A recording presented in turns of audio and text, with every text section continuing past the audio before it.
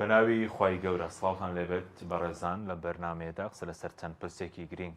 تایبەت بە کورد خۆرەڵاتی ناوەڕاست گیانی ئیسلامی دەکەین لەگەڵ بەڕێز پرۆفیسۆر دکتۆر عەلی قەرەداغی ئەمینداری گشتیەکێتی زیانی زانایانی موسڵمان کاتۆتەوە کوردستان کاکتۆ بەخێری ژوێنەوە کوردستان ئەگەر سەرتا لە هەرێمەوە دەست پێ بکەین کاکتۆر بەڕێز جگەرەوەی کە زانایەکی گەورەی بواری شریعەتی لە بواری ئابووریش شارەزایەکی زۆرتان هەیە دەمێکە قەیرانی ئابووری لە کوردستان هەیە دەتوانرێت چارەسەر بکرێت جا ئەوەی پێویستە بە موچە ئەوەی پێویستە بە لایەنی ئابووری پێویستە بە بواری بانکی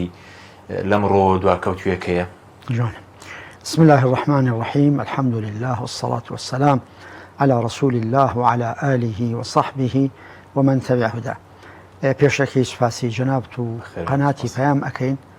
ولخلال أم قناته وصلاة ورزمان هي بوهمو بينران ودواما وايك إن شاء الله هم يعني بختور بن وإن شاء الله الدنيا وقيامته. بنسبة معلومي همولا كدارائي يعني اقتصاد براسي عمودي فقرية بوهمو مجتمعك حتى قرآني بيروز وناويناوة تصورك أفرمي ولا تؤتوا السفهاء أموالكم التي جعل الله لكم قيامة يعني خواهي قبل أفرمي أما لانا نابي بدأ بدس بياوي سفيهوا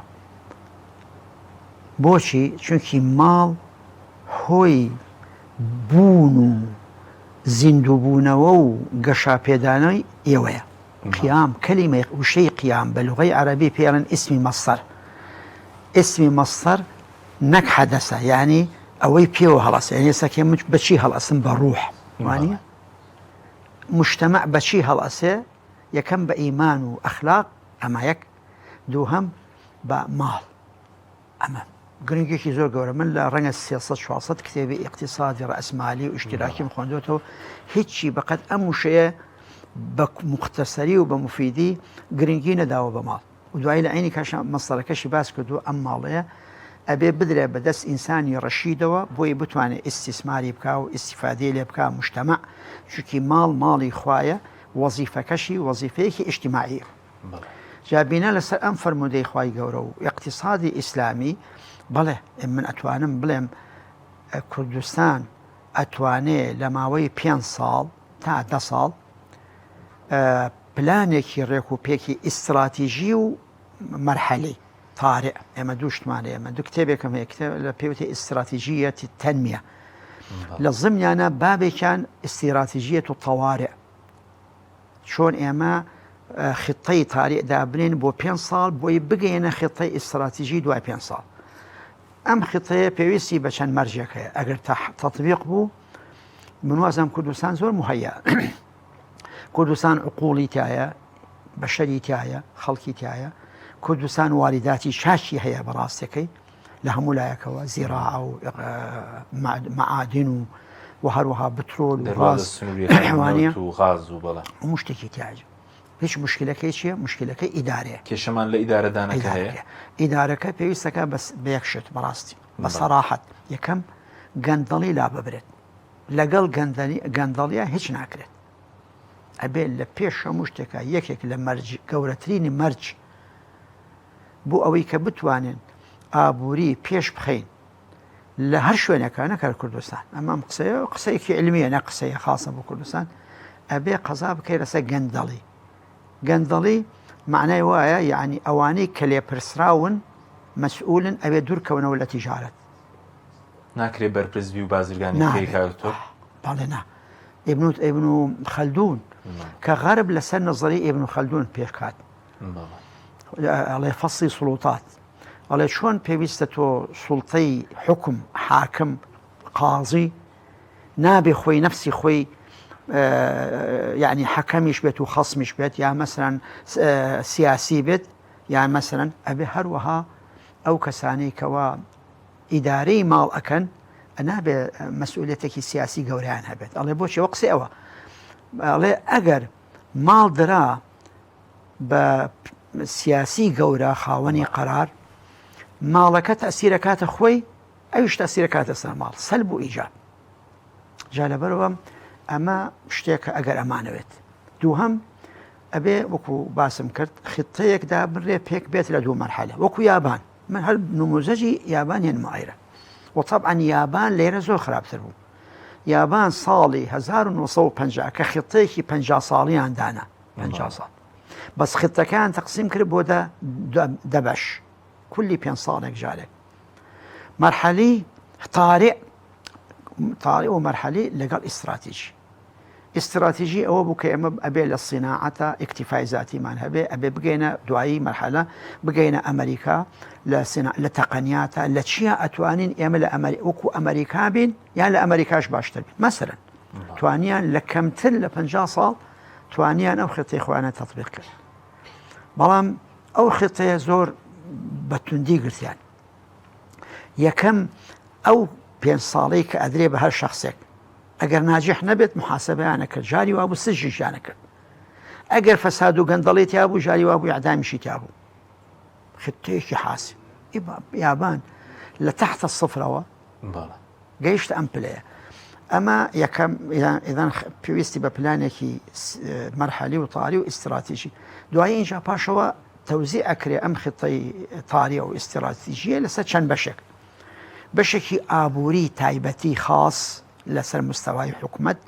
بشكي آبوري لسر مستوى قل شركات ومؤسسات وأمانة دراسيكي باشي بوبكريت لتشي شوينة إيما بيويس معنا دعمي بكي نكباري عن لبسيني يعني تو تماشا بكي والله بيش 2 صال بيش استاكي بياوكي قطري هات بولام وتي من أمي جناب عقدكي شرعين بوبكيت لقال ألمانيا للريقي ليزنج يعني إيجار المنتهي بالتمليك أو قبوله كان كمن مصنع دروس كمان ثم كاكا فلان بيعيش زور دولة معنا بو أشي بو ألمانيا وتي تصورك يا جناب الشيخ علي كل أم شتيك إسا أوان داوان كردوا لكل 100 مليونك لبيشا 2 مليون يورو مشروع كدوري 500 مليون بو 500 مليون يورو وتي لبيشا أوان كتو دراسة كان بو أكيتو قناعتي بيه كان 5 مليون كد بو دانين نيبال بشدة كان البروجة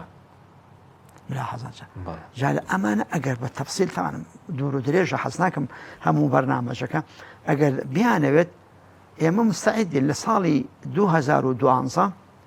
من لقى زور لوزير كان دانشتين بروجة بيشكش كدو بالصلاة داراني ريم كالتور أجر قبيلي بقرن أم كيشي موتا بيكاري هجاري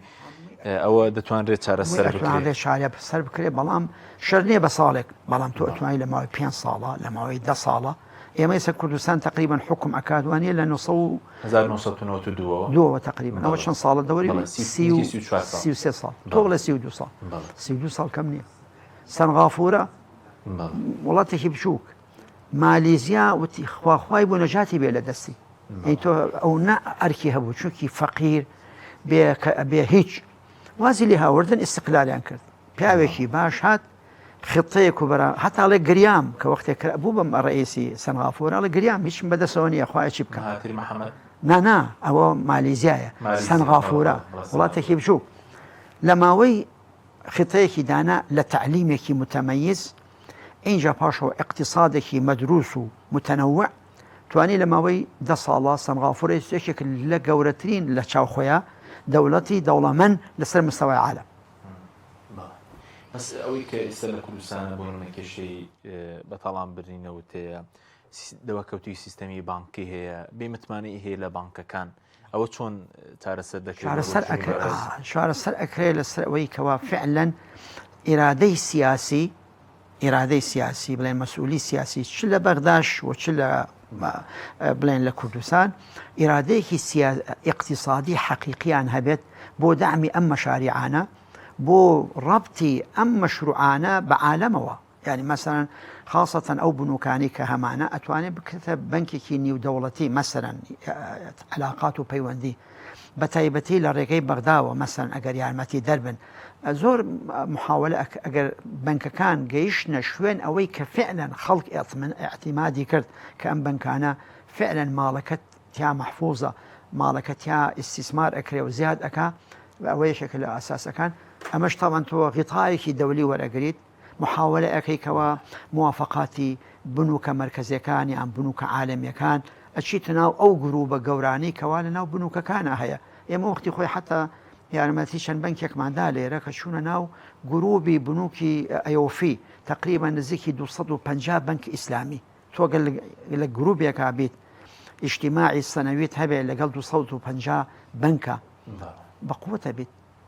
ئەگە زیادێ پارەیەکە هەبێت لەوێ ئیسtisماریکەی زیادێ پاریان بوو لێرە ئیسtisماریکەن یعنی ئەتوانی پلان و خطت هەیە ئەتوانرێت کە ئەم بنووکانی خۆمان چ مەحەلی بێت چ حکومیە بێت تەقویە بکرێت لە ڕێگەی خطەیەک و پلانێکەوە بەڵام بە شەرتی ئیرادەیەکی سیاسی پاکێکی زۆر هەیە کاکتۆر بە بانکەکان چکە ڕابردوو خەڵکە بۆ پارەی لە بانک بۆ ڕۆشتووە ئەوتمانێت دەتوانرێت دروست بکرێتەوە تۆ بەڵە قوربان هەموو شتێک ئەگەر ماوەیەکی پێچوو دوای کە خەڵک بۆی دەرکەوت کە فعلەن ئەم بنکانە بنک کرد لای لە هەموو وڵاتێکە مەسەل لە دوبەی من مشتفم لەسەر بنکی دوبەی ئیسلامی کە یەکەم بنکی ئیسلامیە تۆزێ مشکلەیەکی بۆ هات یەکسەر حکومت بە 30% دعمی میزانیەکەی کرد مەجانن بۆی کە بنک نەڕوخێت چونکی نابێت لە عالەمە ڕوخانی بنک یعنی ڕوخانی اقتصاد زۆر خەتەرە لە سیستەمەکە زۆر دواکە سیستەمی بانکی ئێمە چەند بنک هەبوو لێرە بەداخەوە هەر بەهۆی منافەساتەوە بنکەکان ڕۆشت و خەڵکەکەش پارەکەی هەموو ڕۆشت ئەوەندەی بچونکی بانکی ئیسلامیمان هەیە لێرە بەمانە ڕاستەقینەکەی لە عێراق و هەرێم یاخود بانکی ئیسلامی چییە ئەو دەتوانێت ڕۆڵێکی زۆر گەورە ببینێت لە ئابووری و پەرەپێدانی ئابووری بەڵێ بنکی ئیسلامی فائیدەکەی ئەوەیە وەکو جارێ جەنابی محەممەد بن ڕاشد زیارەتی بنکی دوبەی کرد و ئێمەش حاضر بووین ئیشارەی کرد بۆ ینی ئێمە و مەجلیسی ئیدارە و ئەمانە کە ئەگەر ئەم بنکە نەبووایە ئێمە ئەم ئەبراژەمان دروست ناکرد جارن ئێمە قەرزمانە کرد ئەچون ئیستیهلاکمانە کرد بەڵام بنکی ئیسلامی قەرزە ناداتێت ئەڵێ کاکە مەشروعێکم بۆ بێنە من پارەتە دەمێ خانوت بۆ ئەکڕم پارەتە دەمێ برژت بۆ دروستەکەم ئێستسنا پارەتە دەمێ تیارەت بۆ ئەکڕم پارەتە دەمێ بەمانە ئەمە ئەبێتە مشەجیع و تەژیع بۆ ئەوەی کەوا خەڵک بیر بکاتەوە لە ئیستیسماراتێکی حەقیقی نەک لەسەر ئەوەی کە ئیستیهلاک بنووکی ئیسلامی زۆر یارمەتی دەرە بەڵام بەڕاستەکەی من تا ئیسەکێ نازانم ینی ئاگام لە هیچ بنکێکی ئیسلامی نیە لە عێراقا کە پێی بووس لە بنکی ئیسلامی بەمانە ڕاستەکە باش وەکو لای بەسین سەر پارچەکانی دیکەی کوردستانیش وەکو دۆخە سیاسەکەش تێبینی تێ زۆرێک لە چاقبەستووی سیاسی ناکۆکی سیاسی بەرخستنی دامەزراوەکان هەیە لە هەرێم ینی بەڕێزت خوێندنەوەت بۆچێت چی بکرێت بۆ ئەم دۆخەی هەرێم جگە لە ڕوە ئابوووریەکە لە ڕوە سیاسەکەشەوە چاقبەستووی هەیە ناکۆکی سیاسی زۆر هەیە بێگومان ینی من ناتوانم بڵێم لە بەناوی ئەو برا سیاسیانەوە قسە بکەم بەڵام من بۆ چوونی خۆم وەکو شخصێکی زانا و موڵاتینێکیش ئەڵێم لە واقعا حقیقەتەن پێویستی ئەویش بەوە هەیە کە بە ئیرادەیەکی سیاسی حەقیقی لەگەڵ بەغدا و لەگەڵ حکوومەتی کوردستان ئەو لە وەکو جەنابەت فەرمووت مەسەلەی سیقەی بنووک نفسی مشکلەمان هەیە لە قەزەی سیاسە لە بینی لە داخڵی هەرێمە مشکلەمان هەیە لە بینی هەرێم و بەغدادیشا مشکلەمان هەیە ئەگەر هەرێم یەک بێ بە تەواوی من وازام زۆر ئەتوانێت تەأسیر بکات بەڵام لە عینی کاتیشا هەرێم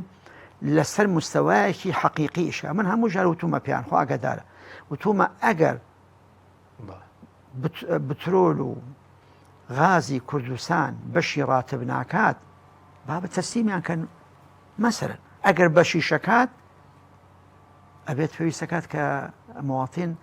معاشی خۆی وەرگێ لە وەختی خۆیان وانە ئەمە لێرە دووشتە یان بەش ئەکات یان بەش ناکات ئەو کاتێ قەرارێک دەرەکرێت جەماعەت حکوومەت کو ئەبێتەوە بابە یانی ئەمە خەڵاس هەرچی نەوتایە تەسلیمی حکوومەتی ئەەکەین حکوومەتیش بوجەی خۆمان باتێ کە 13% یان 17% ئەمە پێویستەکەوە ئەمە حەسم بکرێت ئەگەر حەسم نەکرێت و ئەزامیسە باشە ئەلان ماوەی تقریبا 2 ساڵە حکوومەتی کوردستان محاولە ئەکات کە ئەم شتەیە حەسم کات کە نەوتیان تەسلیم کات خاصەتەن دەولیەکان و ئەوانش بوجەی خۆیان بن بەس بۆ علمی جەنابەت مشکلەکەمان بەغدا خۆشی ئەوە نەبێت کە یەک قەرار بێت قەراراتەکان مختلفە و تەوەجوهاتی سیاسی و غیری سیاسی شوکو معلومی جنابتانە و معلومی برا خۆشەویست و خوشکە بینەرەکانن تەوەجوهات مختلفة جاری وا هەیە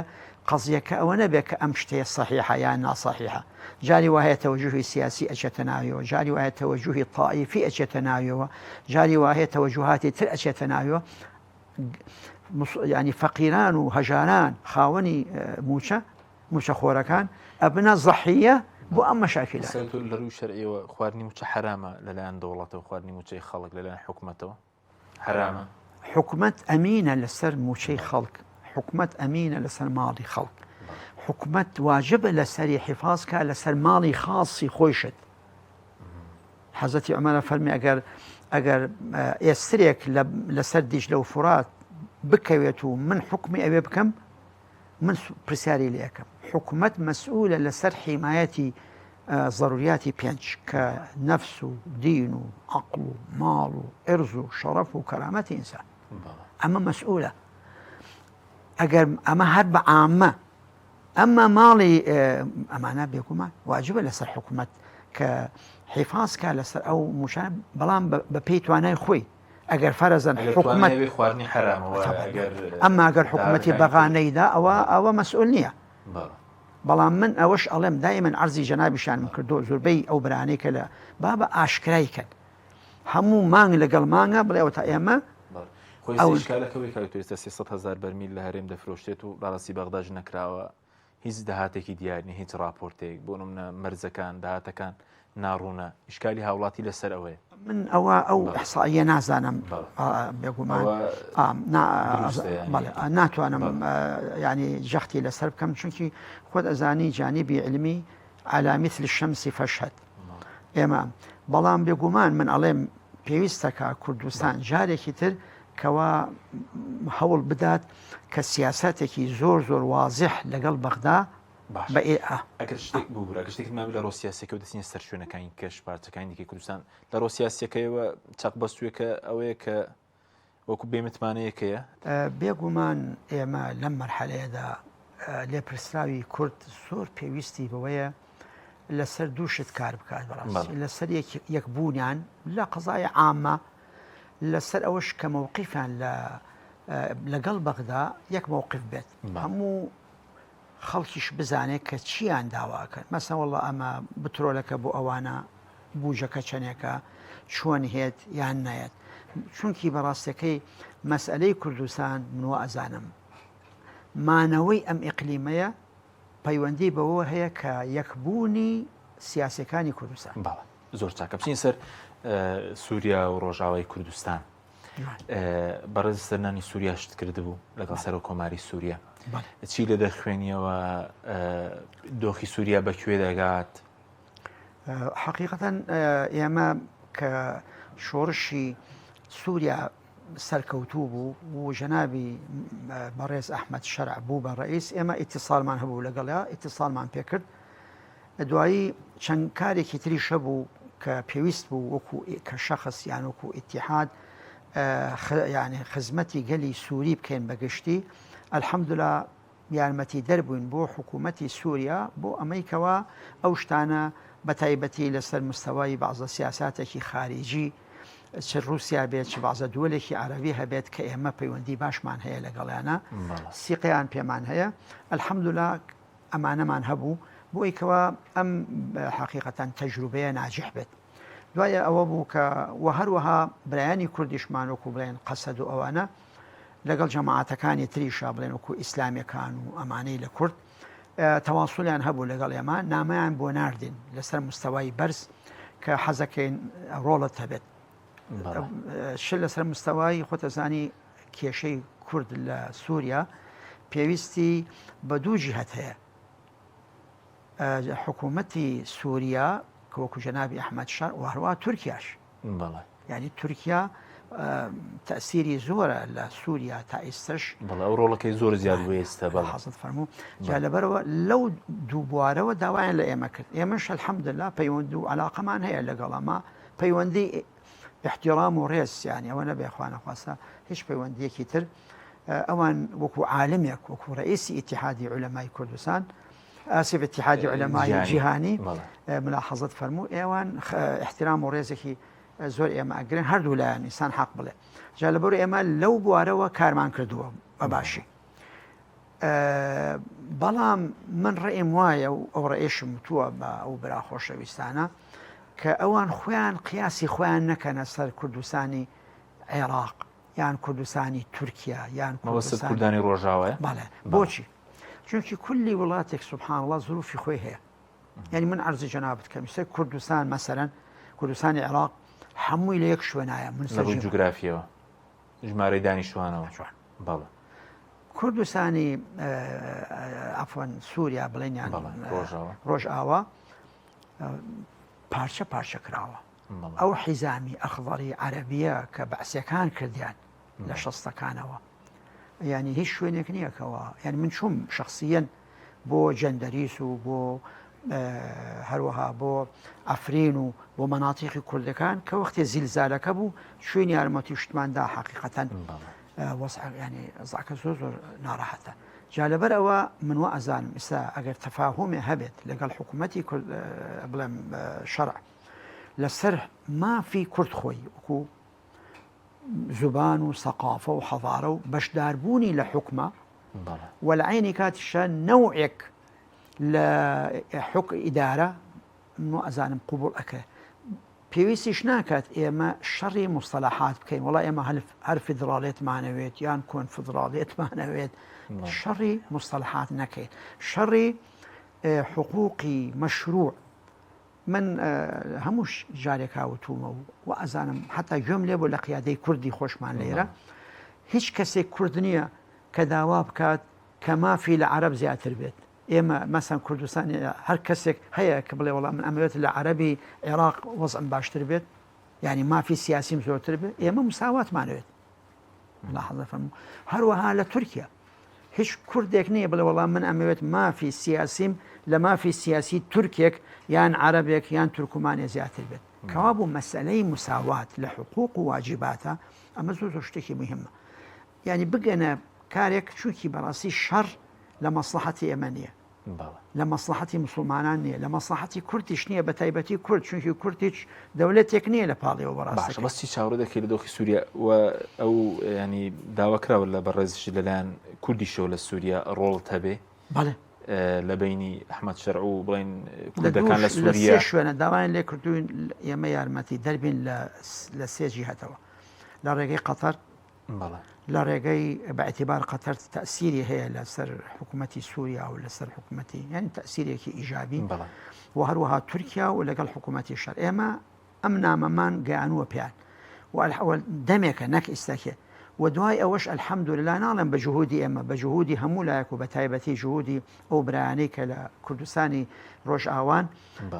تەوقیع ئیتیفاقیەکە کرا من وازم ئەو ئیتیفاقیە ئینجازێکی زۆر گەورە بوو زۆر شتێکی باش بوو بۆ کوردیش و بۆ عەرەبیش و بۆ هەموو مکەویناتی شعبی سووری ینی متمەی بەڕێز قسە لەگەڵ سەر و کۆماری سووریا کرد لەگەڵ لایەنە کوردەکانیش قسەت هەیە لەبارەی دۆخی سووریا و ئایندەی کوردەوەوان زۆر خاصەتەن جیهاتە ڕسمیەکەی وەکو بڵێن قەسەد و جیهەتێکی ئیسلامی بەعزە جیهاتێکی ئیسلامیش هەن ئەوانە قسەیان لەگەڵا کردوم و داوایان کردووە لێشم کە بەشدار بم بە پێیتوانە و ئێمەش بەشدارە بێن و یارمەتی دەرابێن لەو چیت بەدیکە لەسەر کۆماری سووریا ینی دەیەوێت لەگەڵ کوردەکان و هەموو پێکاتەکان ڕێک بکەوێت کە سەدانتان کرد دانیشتم باسی کوردیش لەگەڵ کرد بە تایبەتی باسی کوردم لەگەڵا کرد ئێمە مفتێک بووین مفتی ئیتیحادی عالەمی دوای لەگەڵ ئەو مۆزوعە بە ینی من ئەوەی کە گەیشت بە نەتیجە ئەو شەخصە ناوێت شەڕ بکات و زۆر ڕێزی کورد ئەگرێ ئەڵێ کورد یەکێکە لە مکەویناتی ئەساسی گەلی سووریا کورد تاریخی هەیە کوردوا زۆر قسەی جوانی کرد حقیقەتەن ئەمە شتێکی زۆر باشە کە ئێمە ینی سوودی لێوەربگرین بۆ ئەوەی کەوا خۆی بەڕاستەکەی 50% لە قەزایە ئیتفاقیات و شەڕ ئەگەڕێتەوە بۆ سیقەت پێی هەبێت یان سیقەت پێ نییە پێویستە ئێمە هەردوو لامان کوردەکان و جەنابی حکوومەتی شەڕ هەردوو لایەن عەفوەن سیقەت دروستکەن بۆ یەکتری من وازانویستە ئەو تەرحێکی باشی کردووەڵێ ئێمە مستعدن بۆ هەموو مافێکی شەرعی بەڵام مستعدنين مثلا لوانەیە بۆ مستەڵاحی فیدراڵی یان بۆ شتێکی وە ئەوە دەکرێت فیدراڵی بێ بەڵام بەناوێکی ترەوە مهما بەس كان جۆرێک يا لە وەکو عەرزم کردی تایبەتمەندی كيس هەبێ بۆ کورد يعني خۆ ئێمە وەختی خۆی کورد لە پێشا خۆ بە تەنها نەگەشت لە پێشە لا مرکزی بوو وانە بوو بەڵێ بەڵێ دوای پاشەوە بە حکمی ذاتی وانە بوو حکمی ذاتی حکمی لا مرکزی بەڵێ دوای اینجا پاشەوە گەیشتە ئەمە ماوەیەکی زۆر فیدراڵی ئەویش خوا کردی ئەوە بوو و لەگەڵ جوهودی تەوان پێشمەرگەکان و شەهیدەکان لە هەموو لایەک الحەمدولله خوا جەزایان باتەوە ئەوە بوو بەڵام ئێستا پێویستە کات کە ئەو سیقەیە دروست بکرێت و يعني ئیسارەی مەشاکیلی جوزئی نەخرێتە پێشاو وەکو زۆر لە علەمای سیاساڵێ دائما الشيطان في التفاصيل دائما شيطانەشێت قەزایە عامە وەکو عەرز مساوات ما في قەلی کورد وەکو کە مکەوینێکی ئەساسیە لە مکەویناتی شعبی سووری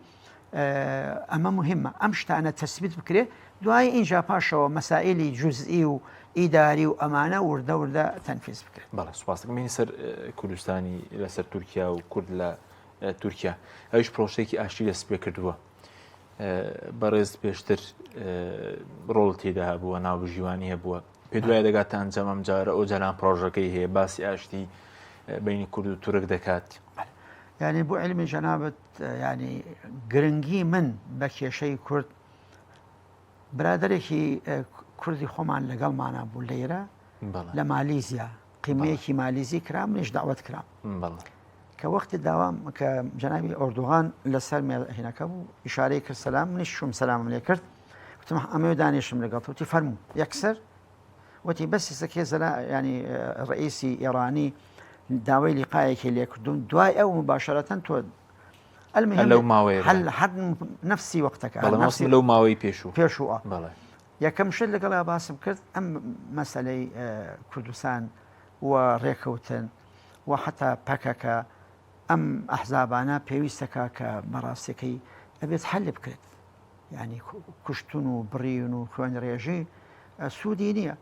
قەزایای فکریش و قەزایای قەومیش بە ئەم بەجانیبی عسکەری حل ناکرێت حقیقەتەن ینی مووقیفێکی باشیە بووتی ئەمە لەگەڵ ئەوین وئینشاء ئەو کاتێشتا ئەم تەوقیعات و ئەم شتەی جەنابی ئۆژلان نەبوو بەڵام وا ئەبوو وا دارەکە و کە شتێک هەیە وعدی باشیدا و من لەگەڵ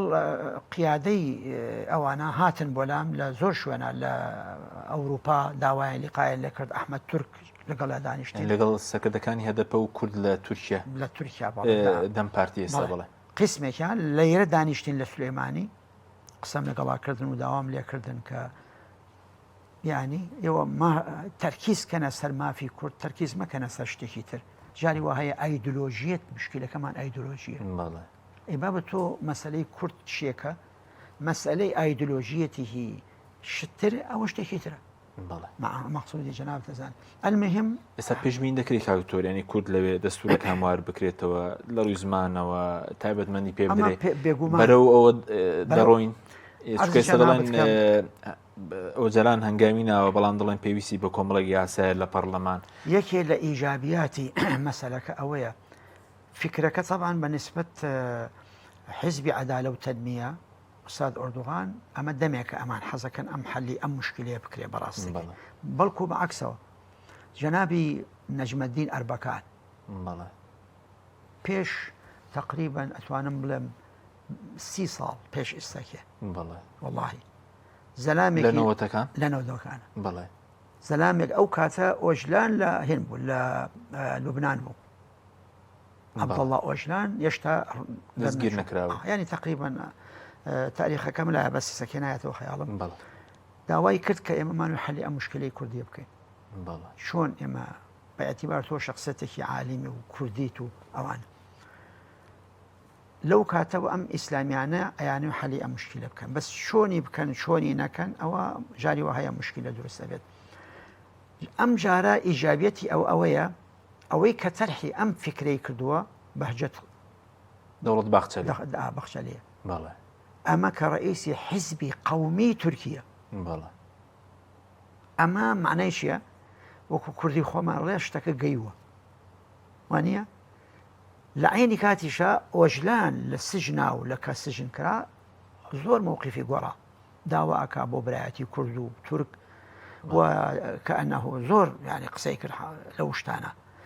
کە ڕئیسی حیزبی کورد کە قەومی وەکو عەبدەڵڵا ئۆژلان و ڕئیسی حیزبی قەومی تورکی بگەنە ئەو پلەکەوە ڕێبکەون معنای وایە گەلی تورک ئیستاکێ مستعدە ئامادەیە بۆ ئەوەی کەوا وەکو برا وەکو یەک بژین و مساواتێکی حەقیقی هەبێت و مافی کوردیش تەرخان جا چۆن ئەبێ و چۆن نابێت ئەوە پێویستەکە بە مفاوەزات پێویستەکە بە بینای ثقە دروستکردنی سیقە لە بینی هەر دوو تەرەفا چونکی معلومی جەنابەتە بێگومان حکوومەتی تورکیا ئەترسێت لە مەسەلەی ئینفیساڵ و ئەمانە بێگومان کوردەکانیش لەوانەیە بترسن لە مەسەلەی ئەوەی کەوە ئەم حەقیان نەدرێتێ ئەمانە هەیە چۆن من وا ئەزانم ئیستەکێ کە عەبدەڵڵا ئۆژلان و دەولەت بەهجەتلی کە گەیشتونەتە ئەو پلە لەگەڵ ئۆردۆغان من وا ئەزانە ئەمە فرسەیەکی زۆر زۆر گەورەیە بۆ کورد ئەبێ بیقۆزێتەوە. باشە بەس کاکتۆر پێشتر تۆ نابژێن هەبووە لە بینی خەندیل و تورکیاش لە قۆناغە جیاوازەکان لە پێش من پەیوەندیم نەبوو بەس وەکو عەرزم کردی وەکو مەشورەتێک لە زمانی جەنابی ئەربەکانەوە مەشورەتیان پێ چی بکەین و چی نەکەین. ماوەسم هیچ جارێک هەموو جارێکە لەگەڵ سەرۆکۆماری تورکیا کۆبیتەوە باسی کوردت کردووە چارەسەری کورد زۆربەی جار وەکو عەرزم کرد ئەو ژام کاتی خۆ جۆرێک لە ناوژوانی شەبوو لەگەڵ کوردانی ڕۆژاوە بەڕێزت هەوڵێکت هەبوو ئێستاش هیچی وە هەیە لە بینی ڕۆژاوای کوردستان و تورکیا و بەڵێ ئەو کاتە وەکو جەنابەت فەرمووت ئێمە پەیوەندیمان هەبوو ینی جەماعەتی حیزبی پێکەکەی شخصیاتی گەورەی ئەنارد ینی ئەو کاتەیە ڕئیسی هێن لە قەندیل هێن بوو کەی پێڵێن مراد قەرەیلا نانا جەمیل بایکیانەیە جەمیل شخصی نائیبی خۆی نارد بۆ ئەیرە لەگەڵ ما قسەی کرد و منیش پێم وتی نەسیحەتم کردوتم واوە دوایی وتی من جانبی عسکەریم بۆچی لیقا ناکەی لەگەڵ جانبی سیاسیە کە چوومە ئەوروپا لە ئەڵمانیا لەگەڵ جەنابی ئەحمەد تورک و وەفدێک دانیشتین و هەموو باسێکمان بۆ کردن وەکو من کە شخصێکی عالم بە ناوی ئاینی بەرزی ئیسلام و عولەمای موسڵمانان قسەم کردووە کە چۆنە ویژەت نەزەری ئێمە ئاینی بەرزی ئیسلام بێگومان لەگەڵ ئەوایە کە هەموو گەلێک ینی ئازاد بێت و مافی خۆی هەبێت وە لە عینی کاتیشا لەگەڵ ئەوایە کە هیچ گەلێک زەرەر نەگەێنێ لە گەلێکی تر وەدای وەجاری وا هەیە بەعزە شتێک کە ئیسەکێ ینی کە ڕوویدا عیلاجەکەی سەهل نییە وەکو معلومی جەنابەت ئەگەر وەختی خۆی ئیتیفاقی سایکس بیکۆ 1916 ئەگەر قەراری بدایە دەولەتێکی کوردستان دروست بێت ئەوە شتێکی طبیعیە بوو وەکو چۆن ئوردون دروست بوو وەکو چۆن سووریا دروست بوو خۆ مەسەرە بەڵام قەراریدا بەداخەوە ئیتیفاقی سایکس بیکۆ کە کوردستان بێتە 4 پارچە یان 5 پارچە جا لەبەرەوە من داوا ئەەکەم ئەو برانەی کەوە هەمیشە هجوومەکەنە سەر ئەحزابە ئیسلامیەکان با بزانن تەوزیعکردن و تەمزیقکردنی کورد لە ژێر سایەی بەریتانیا و فەڕەنسا و رووسیای کۆن و ئەمریکاش دوایی تەوان تەئیدی کردووە ینی ئەوە نەبێ دەولەی عوسمانی کوردی تەقسیم کردی ئەوە نەبێ مەسەرەن حیزبێکی ئیسلامی کوردی ئەمانە بۆچی ئێمە بە ئاشکرا نەڵێن بابە ئێوە مەسئولن بەداخەوە ئەحزابە ئیلمانیەکان لە باوشی ئەمانان ئەغڵەبیان لە باوشیکیان لە باوشی ئەم حکوومەتانن کە ئێمەیان تەوزیع کردووە کە لە عینی کات شاچی ڕەغنا ئەگرن لەگەڵ ئێمە لە من کە شخصی من کە من یارمەتی ئەدەم ینی زیارەتی جەنابی ئۆردۆغان یان فڵان یان عیلان ئەەکەم کە خزمەتی گەلی کورد ئەەکەم کە محاولە بکەین ئەم کێشەیە حەلکەین خۆتەزانی لە سۆشیال میدیا چیمان پێەکەن بەس کاکتۆر بۆ ینی ئەوە دیار نیە بەڕێزت بۆ نمونە لە سەرکردایەتی پەکە کە لە ڕۆژ ئاوا لە کوردەکانی تورکیا ینی داوای هاوکاری لێ دەکەن داوای ناوبیژوان لێ دەکەن بەزەوە دیار نییە خەڵک ئەوە نابینی بۆ ینی بۆ نمونە تۆ پەیوەندیانەیە لەگەڵ جەنابەت داوای ڕاوێژ لێ دەکەن وەڵام ئەوە مەفروض وایە ئەوان ئەو شتە بڵێن مفروض وایە بەڵام و ئەزانم ئەعلامیش دەوری خۆی هەیە ڕۆڵی خۆی من شخصی خۆشم زۆر حەز ناکەم ئیسەکە جناب خۆت بە بازار ناکەی ئەوە جەناب تۆ منە جوڵان ئەنا حەزم ناکەێت قسانە بکەم باشە یەک پرسیاری تر لەسەر بۆ لە دوای ریفراندۆم فڕۆکەخانەی سلێمانی بە هەوڵی بەڕێز کرایەوە بەس ئێستا جۆرێک لە داخران هەیە هیچ هەوڵێک نادە یاخود هەوڵە نەداوە بۆی دووبارە بکرێتەوە ئەو گەماروی لەسەر سلێمانی هەیە وەڵا هەوڵمان تۆ زۆردا ئەم جارەیدا جاری یەکەم حتا کاک بەرهەمیش ئەزانێ کە من داوام کرد لە جەنابی ئۆردۆغان بەسەر چاو حتا بچۆن قسەشم کرد لەگەڵیا وتم جەنابی ئۆردۆغان 90% بازاری سلێمانی شتی تورکی هێنێت تی وەڵا ڕاستەکەی دوایی وتی مشاوەراکەم و الحەمدلله کرایەوە لە فەزلی خواوە و بۆ شتێکی تریش کە خەڵک نازانێ یعنی من زۆر یارمەتی دەربم بۆ ئەوەی کە ئیبراهیم خەلیل دوای ڕیفرەندۆمەکە دانەخرێت بڕیار بوودا بخرێ بەڵێ ئێمە الحەمدلله دوای ڕیفراندۆمەکە هەموو ئەزانم مەسئولە گەورەکانی حکوومەت ئەو کاتەیە ئەزانن کە من بە تەنها ڕۆیشتم بە شخصی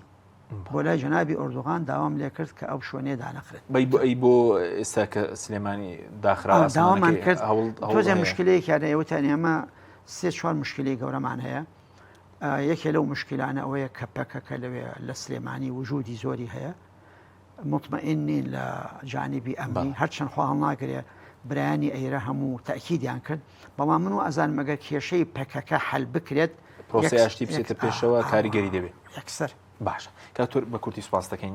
کاتمان کە ماوە سەبات بەچەند بابەتێکی جیهانی ترامپ هاتو سەر حکم کۆمەڵێک سیاسەتی ئابووری شەڕی ئابووری لەگەڵ جیهان هەیە لە درەنجامدا زێر بەرز بۆتەوە نەوت دابەزیوە بەعام چی بەسەر دێن بارودۆخە بە نەک بە قسەی منوکو بڵێن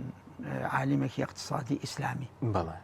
زۆربەی محللینی اقتصادی ئەڵێ سیاسەتی ترامپ لە جانبی ئابووریەوە غەڵەتە ئەو سیاسەتی ئەو تەنفیزیەکە سیاسەتی فرد و شەریکەیە میزانی شەریکە و فرد مختلفە لەگەڵ میزانی دەولەتێکی گەورە وەکو ئەمریکا ئێستا ئەمریکا بەو سیاسەتە بەڕاستەکەی عالەمی ئەوروپا کە لە مێژووی ئەمریکا دائیمەن ئەوروپا باڵێک بووە ئەگەر دوو باڵ نەبوو بێ بۆ ئەمریکا باڵێکی گەورە بووە بڵات کەنەدا ئوسترالیا ئەمانە هەمووی باڵ بوون ئێستا هەمووی تقریبان لێ عاجز بوون ئەمە شێوی دروست کردووە لە ئابووری جیهانیش ئەو بۆ علمی جەنابەت ئەیسەکێ 2 ڕۆژ پێش ئێستاکێ تقریبا 9 جەریدەی گەورە لە سەر مستەوای ئەمریکا ئیسیبیاناتیان بڵاو کردەوە نەتیجەکەی ئەوەیە کە ترامپ شعبیەتەکەی زۆر هاتوۆتە خوارەوە ینی حقیقەتەن دوایی بێڕاستەکەی بێڕەحمیەکەی مەهماکان یعنی ئەم هەموو کارە ساتە ئەکرێ لە غەزا بە یەک جار باسێک ناکات بڵێ وەڵام من بەزەیم بەو مناڵانە هێتەوە بەزەیم بەو ئافرەتە حامیلانەوە هێت کە ئاڵێمە حقوقی نیسا و حقوقی ئەطفال بیستوتە جەناب ئەوەتی ترام هاتووە ئەم شتە ئەبەدەن ئەمە خەڵک بەڕاستیەکەی بینەما شعبی ئەمریکی لەگەڵ ئەو ڕەفی ئەو زوڵمایە باشە دێنی سەر پرسی غەزە بەسەبارەت بە نرخی زێر بەرز بووتەوە خەڵکێکی ڕەنگە بیکرێ بەرز چۆن لی دەڕوانێ دوای هاتنە سەرکاری ترامپ و ئەوانە نرخی نەوت دابەزیوە خۆی دائیمەن بەڕاستی ئاڵتون بە شەکڵێکی عام وەکو ئەڵێ مەلازل ئامین بەڵێ ئەوە باشە بەڵام وەکو من کە ناسیحەتێک باگشتی لەم کاتا کە گەیشتۆتە 350 یعنی تقریبا گرامێکی 3300 لەو دەوروبەرە یاری دەکا بەڵێ تقریبا یعنی 3000 معنای گرامێک تقریبا 300 تا 350 زۆر گەیشتۆتە بەرز بەڵێ احتیمالی انخفاضی هەیە ئەگەر سیاسەتی ترامپ بگۆڕێت یان ترامپ بگۆڕێت بەڵام ئەگەر بەم شەکڵە بمێنێتەوە بم لەسەر ئەم خۆی ئاڵتون بەچی هینەبێت تا عالم استقراری نەبێت ئاڵتون زیادەکات استقراری اقتصادی استقراری سیاسی هەردووکیان ئێستا لەم وەختەدا هەردووکیان هەیە احتیمالی شەڕی مەسەڵەن سین و شەڕی سیناعی بێت شەڕی ئابووری بێت حتا شەڕی عەسکەریش لەوانەیە دوور نییە لە مەسلەی تایوان و ئەمانە یعنی جا لەبەرەوە ئەڵێم احتیمال جا لەبەر و نەسیحەتم وایە ئینسانی ئەتیمان نەداتە سەر یەک شت دائما اقتصادي سەرکەوتوو ئەوەیە اعتیمادەتە سەر چەند شتێک ئاڵتونت هەبێت عقارات وەکو عەرە بەڵێ تەموت ولا تەمرض ولا تەموت عقارات مثلا دوای ئەگەر لە شوێنەکە ئەسوم شیرینی شەریکاتەکان شەریکاتی ناجح تەنەوعێک ئینسان محفەزەیەک دروستکا بۆ خۆی کە ئاڵتونی تابێت ئەسومی تابێت عقاراتی تابێت دوای پاشەوە شەریکات و شتیش ئەگەر توانای بێ متەنەوع باشە تۆ لەسەر دراوە ئەلکترۆنیەکان لەژر قسە لەسەر کردبوو هیچ شتێکی تازەنیانی بۆ بڵێ ئەم پێشتر باسی بۆ حرامەوەیە ئێستا هیچ نەگۆڕاوە دراوە ئەلکترۆنیەکان گۆڕانکاریە کراوە لە بەعزێ لە دراوە ڕقامیەکانە خۆی پێوتێ دراوە ڕقامیەکان یان مشەفەرەکان مەسەرەن بتکۆین ئەمەش کە ترام هاوردی 6 ملیاری قازاشتیا کرد ترام ئێس دوایی بۆ ژنەکەی میلانۆ ئێس دوایی مەکس ئەوەی کە صاحبی فێسبوک و ئەوانەیە بڵێم عەفوەن صاحبی ئێکسە ئەمەش ئیلۆن ماسک ماسک دوایی هینی دروست کرد دۆغ کۆین ینی دوو لە ڕووجەنابەت سەگ کۆین دۆغ کۆین ئەمانە لەسەر مستەوای بتکۆینن هیچ سوودێکی لێ وەرناگرێ ئللا مضارەبات نەبێت ئەی کڕی و ئەی فڕۆشی و ئەمانە لەو مضارەباتانە زیادەکا و کەمەکات ئەم نەوعە بەڕێی من حرامە حرامێکی نەکوکو حرامی ڕیبا بەس حرامە باش پێوتێ حرمەت الوسائل وليست حرمة المقاصد ئەگەر مەجالە بۆیان شەرحمانەکە ئەمما ئیسلاکێت چی پیا بووە جەناب سوالەکە زۆر جوان بوو چەند شتێکی تازە پیا بووە کە هەم دراوە هەم خەدەماتێکی زۆریشی هەیە وەکو ئیثریۆم SOL حوالی تقریبا ئیسلاکێ 10 نەوع پیا بووە باشیش ئەیشڕات ئەمانە دراوە لەلایەکەوە بەڵام خەدەماتی زۆری هەیە یەکێک لە خەدەماتەکان ئەوەیە کە منەساتت بۆ ئەکاتەوە ئەتوانی معاملات ئەتوانی تەحویلات ئەتوانی هەزارە ینی سەکێ ئەو SOL لە ثانەیەکە ئەتوانی چەند زیاتر لە 1000 معاملەی تیا بکە تەسەوڕەکەی ئەو قودرەتەیە ئەمانەی کەوا خدمەتێکی تری تایە غێری مضارەبە بەلای منەوە دروستە بتکوین و ئەوانە دروست نییە ئەوانە دروست نییە ئەمما ئیثریۆم SOL ئەوانەی کە خەدەماتێکی تری هەیە لەگەڵەیە ئەگەر وەقتە بۆە نەمزانێت سوالەکەی قائیمە من دروست کردووە بۆ ئەوانەی کە دروستە ئەتوانن بەس قاعدەکە ئەوەی هەر مزارەبە بێت ئەوە دروستی باش بەس کاتی خۆت باس دەوکە و دراوە ئەلکترۆنی لێ دەبێت حکوومەتێک پشتیوانی پێ بکە اینجا حەڵال دەبێت بەڵێ وەکو دراو نەک حکوومەت وەکو دراو ئەگەر حکوومەتە ئێستاری بکات یان حتا شەریکەیەکیش ئێستاری بکات دروستە بە شەکڵێک باوکێک یان دایکێکی هەبێ لە پشتەوە نەک مناڵێک بێت و بێ باوک و بێدایک سوپاس دەکەم مینیستەر پرسی غەزە بە پوختی سوپاس دەکەم بەڕێز ڕۆڵی زۆری هەبوو لە غەزە و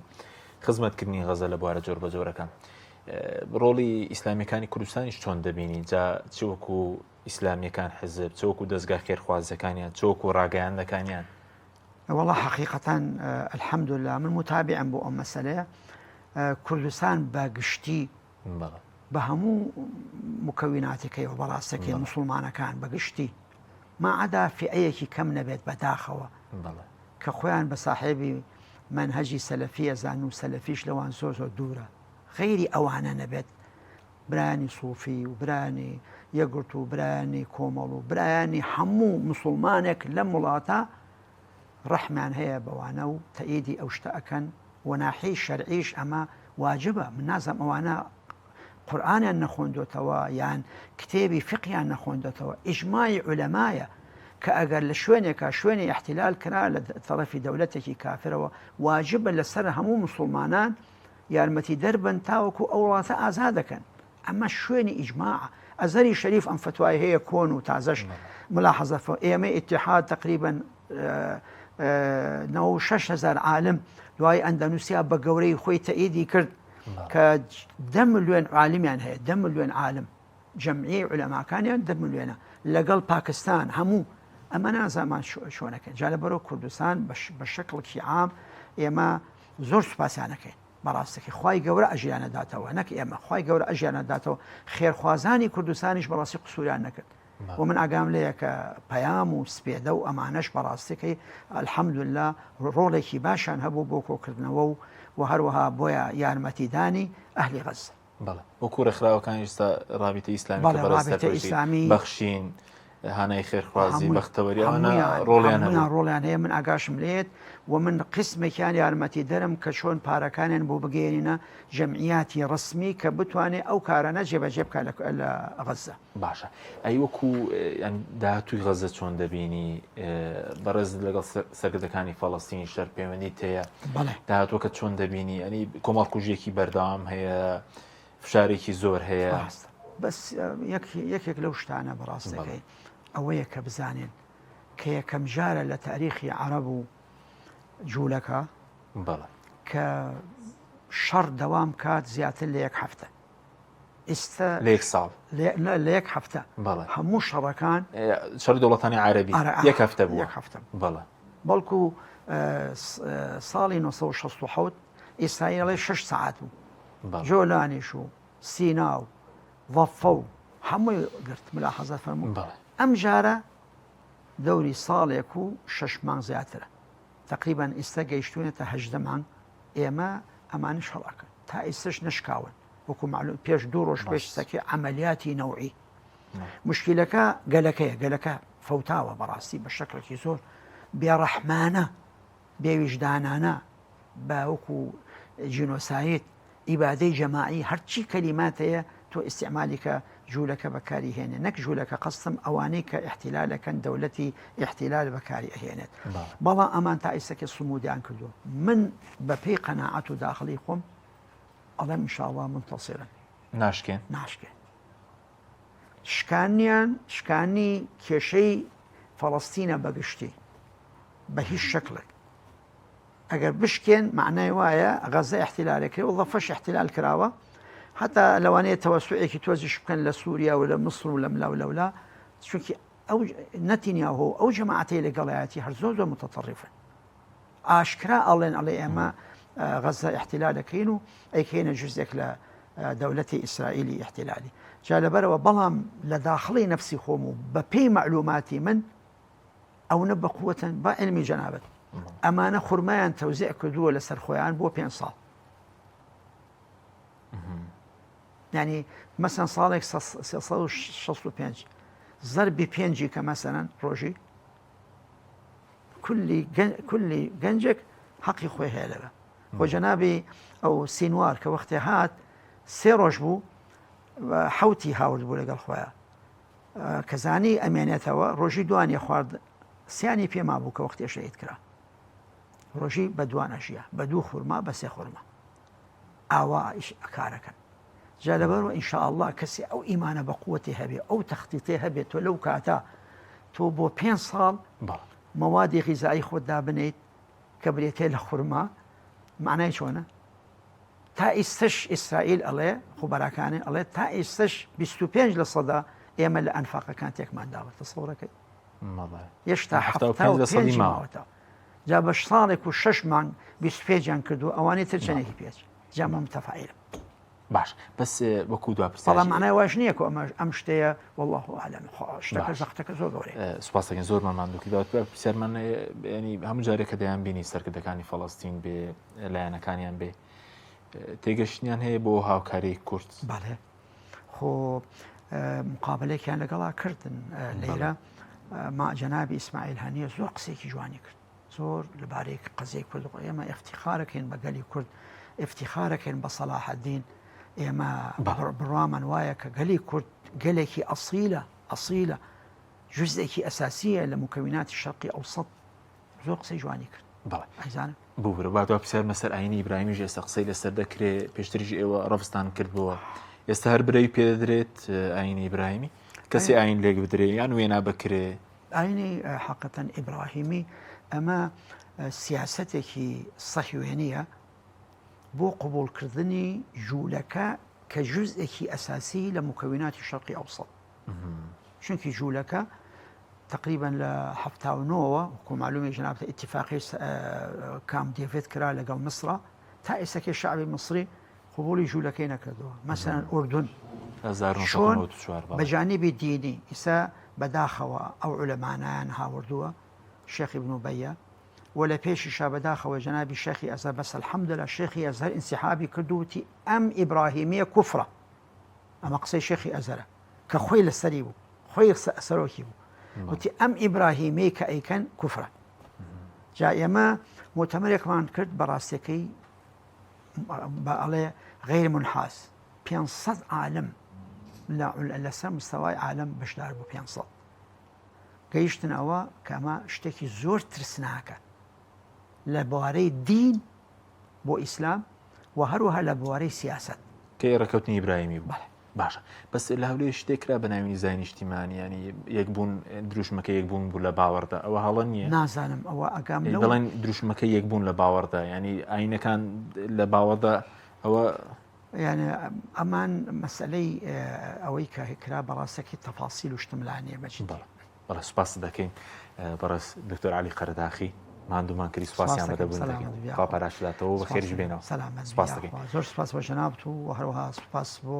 ئەم تاقمە جوانەی لەگەڵتان سپاس دەکەین کاکتۆر مادومان کردی سپاس بۆ ببینێرانی بەڕێ سپاس باوکارانم خواتان لەگەڵ